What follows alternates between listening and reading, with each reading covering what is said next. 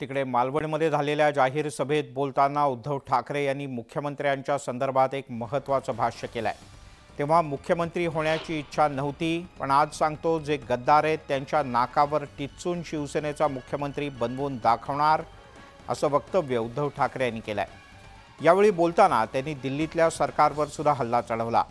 दिल्लीतील लाल किल्ल्यावर सुद्धा आम्ही भगवा फडकवणार असं म्हणत त्यांनी सत्ताधाऱ्यांना आव्हान दिलंय। त्यामुळे ठाकरेंची शिवसेना आता येणाऱ्या निवडणुकीत मुख्यमंत्रीपदाच्या शर्यतीत उतरणार असल्याच्या चर्चा आता सुरू झाल्या आहेत। मी मुख्यमंत्री तेव्हाही व्हायचं माझं स्वप्न नव्हतं, पण एक जरूर की आता ज्या गद्दारांनी आपलं सरकार पाडलं मी त्यांच्या नाकावर टिचून पुन्हा माझ्या शिवसेनेचा मुख्यमंत्री करून दाखवणार म्हणजे दाखवणारच। आता येणारी पहिली जी लोकसभा आहे तिकडे सुद्धा मी भारतीय जनता पक्षाला दाखवणार आहे की तुम्ही भगव्यामध्ये छेद करण्याचं पाप केलेलं आहात। तुम्हाला आता आमचा छत्रपती शिवाजी महाराजांचा खरा भगवा काय असतो तो तिथे लाल किल्ल्यावरती पुन्हा फडकून मी दाखवतो। या वेळेला यांचा बोगस फडकं तिकडे फडकू द्यायचं नाही, अजिबात नाही। तो भगवा म्हणजे भगवा नाही, तो त्यांचा बुरखा आहे।